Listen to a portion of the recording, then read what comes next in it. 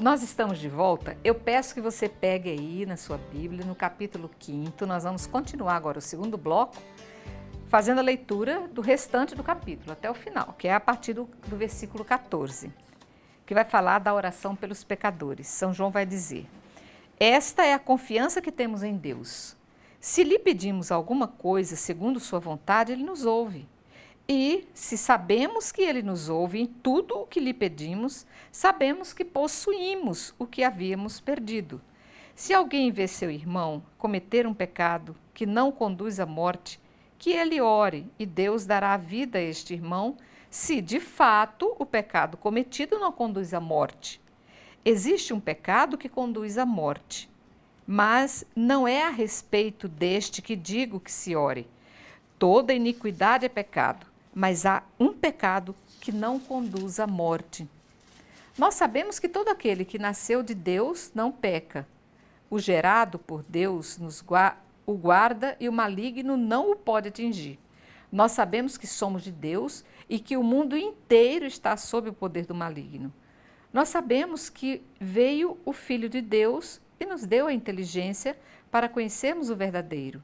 E nós estamos no verdadeiro, no seu Filho Jesus Cristo. Este é o Deus verdadeiro e a vida eterna. Filhinhos, guardai-vos dos ídolos.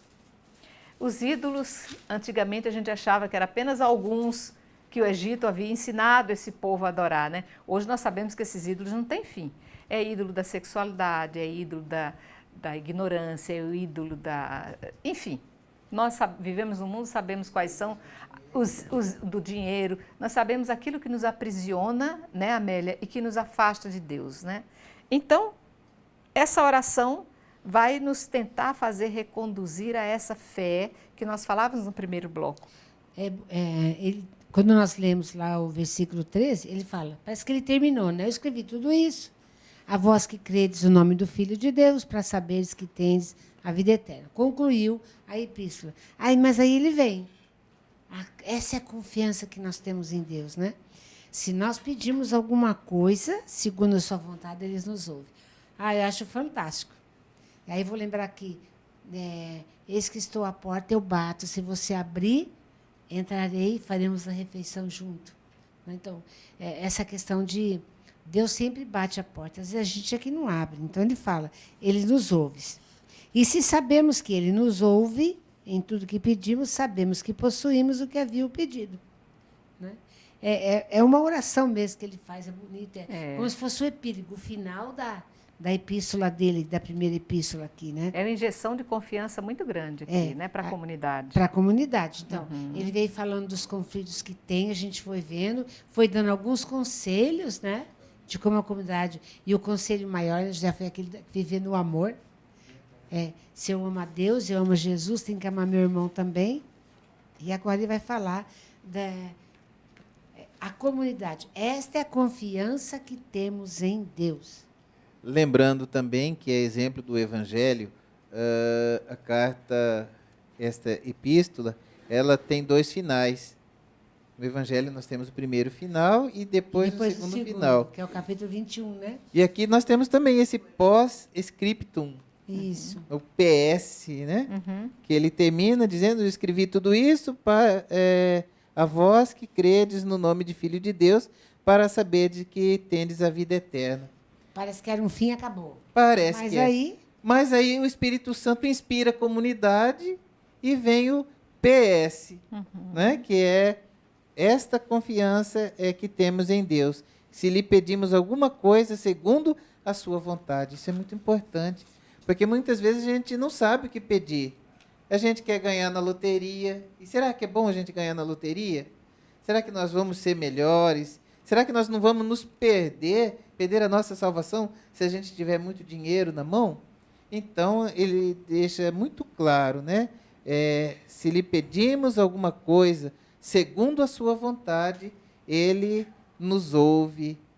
E aí entra também a questão da oração. A oração intercessória, ele pede que nós rezemos pelos nossos irmãos pecadores, né? Isso é muito importante. E também ele faz alusão ao problema do pecado, que tem muita gente que coloca que pecado é pecado. E não há hierarquia em pecado. Não existe, para alguns cristãos, não existe pecadinho e pecadão. Ele aqui ele coloca que há pecados que não levam à morte e que há pecado que leva à morte. Aqui, aí a gente vai lembrar da comunidade de João, existe aqueles que ele chamou na epístola de anticristo, né? É um dos conflitos que tem, que é a negação de que Jesus seja filho de Deus, que seja Deus, né? Esse seria considerado o pecado mais grave. Sim, que aí fala-se o pecado contra o Espírito Santo, lembra que ele trabalhou antes a questão da verdade. Testemunho, lembra? Então, testemunhar de que Jesus verdadeiramente é humano e é divino. Porque para eles, gente, é bom repetir, na hora do Jesus era homem. Na hora do batismo, quando Jesus é batizado, Deus infundiu em Jesus o Espírito Divino. Mas antes dele morrer, tirou. Né? E aqui está dizendo que não. Jesus é filho de Deus desde a concepção, né, até quando o Pai o ressuscita. Sim, desde a encarnação, as duas naturezas estão presentes. Estão presentes. Então, retomando, ele fala sobre pecado que leva à morte e pecado que não leva à morte. Mesmo os pecados mortais, digamos assim, quais são os pecados mortais? Os pecados contra os 10 mandamentos. Nós podemos verdadeiramente nos arrepender, pedir perdão a Deus e pedir perdão sacramental também no sacramento da confissão. Agora, tem um pecado mortal que não tem volta, que é o pecado contra o Espírito Santo. Jesus fala nos sinóticos várias vezes sobre esse pecado que não tem perdão, que é o pecado contra o Espírito Santo. Então, aquilo que a Amélia estava colocando é o pecado contra a verdade, o fechamento à verdade de Jesus Cristo, o fechamento à pessoa humana e divina de Jesus, o fechamento à misericórdia de Deus. Então, quando nós nos fechamos e dizemos, eu não quero saber de amar, eu prefiro odiar, tem gente que se fecha no ódio. Então, esse é o pecado contra o Espírito Santo. Pecar contra a verdade revelada de Jesus, também pecado contra o Espírito Santo. E se a pessoa morre nesse estado, aí não tem volta mesmo. É um pecado considerado gravíssimo no caso, né? Muito bem. E no final, então, esse resumo da epístola, e ao final nós sabemos que todo aquele que nasceu de Deus não peca. O gerado por Deus o guarda. Quer dizer, esse gerado, colocaram aqui gerado com letra maiúscula. No caso, Jesus. não somos nós. Jesus. É Jesus que foi o gerado por excelência, né? O guarda e o maligno não pode atingir. Não. Quer dizer que aquele que se expande ao amor de Jesus está criando em si uma armadura, uma proteção também, né? Porque abrir-se ao amor de Jesus significa também caminhar em direção ao Pai, significa poder ir acendendo essas luzinhas que são os 10 mandamentos aos nossos pés, que a Amélia colocava em programas anteriores, e que às vezes vai queimando queima e a gente não dá bola, né? Queimou a lampadinha aqui não honrar pai e mãe. Isso aqui não tem tanta importância, deixa queimado. Aí ali queimou um pecadinho ali, que é um mandamento, que é honrar, não pecar contra a castidade. Esses dois não têm importância. Mas é apagando um e apagando a outro, que o caminho começa a ficar escuro, daqui a pouco nós estamos sem nada, né? E quando ele começa falando, você percebe que no versículo 18 em diante, ele usa o plural, nós sabemos. Nós sabemos, vai repetindo. Então, e conhecermos, então, e estamos. Então, a certeza que tem que a comunidade, ela sabe. Tudo aquilo que ele escreveu na epístola até agora, a comunidade já sabe. Na questão da vivência do amor, as esperanças cristãs que tem que ter. Então, ele fala, nós sabemos, todo aquele que nasceu de Deus não peca. O gerado, que a gente já falou, que é Jesus. Sabemos que somos de Deus e que o mundo inteiro está sob o poder do maligno. Nós sabemos também que veio o Filho de Deus, nos deu inteligência para conhecermos o verdadeiro. A verdade é Deus. Né? E nós estamos no verdadeiro, estamos em Deus, estamos no Filho, né? Este é o Deus verdadeiro e a vida eterna. É na questão da Trindade, de novo, nós estamos no mundo. Vai lembrar aqui quando Jesus fala, E o meu reino não é deste mundo, mas ele está no mundo. Para nós também, tudo que acontece no mundo não é aquilo que a gente quer. Mas nós escolhemos não ficar nesse mundo de hipocrisia, de miséria, de pecado, de corrupção, de tanta coisa. Só que nós estamos no mundo. Enquanto estamos no mundo, temos que ser luz. É o que João trabalha bastante. E aqui ele fala também, né? Nós estamos no mundo e esse mundo está sob o poder do maligno. E aqui nós vimos que no primeiro bloco a gente falava quem é o vencedor do mundo, senão aquele que crê que Jesus é o Filho de Deus. O vencedor do mundo significa não só vencer o mundo, mas vencer o dono do mundo, que no caso é o maligno. Então, Jesus, nessa batalha, Jesus vence o maligno, vence todo aquele que é dominado pelo maligno, que é conduzido, que é guiado, é isso, né? Na verdade, esse finalzinho, ele faz um resumo de tudo que foi dito na carta, né? Até nós temos que tomar cuidado com o fundamentalismo, porque se nós formos fundamentalistas, nós vamos entender que todo aquele que foi batizado, que nasceu de Deus, não peca. Mas ele já disse antes, na mesma carta, ele fez uma salvaguarda, né, que nós devemos evitar o pecado. Isso. Mas se nós dissermos que nós não pecamos, nós somos mentirosos. Na mesma carta ele diz isso anteriormente, até nós já vimos em outro programa. Mas o que ele quer dizer aqui? Que mesmo que nós pequemos, nós temos aquele que foi gerado por Deus, que é Jesus, que nos guarda, que o sangue dele nos lava de todo o pecado.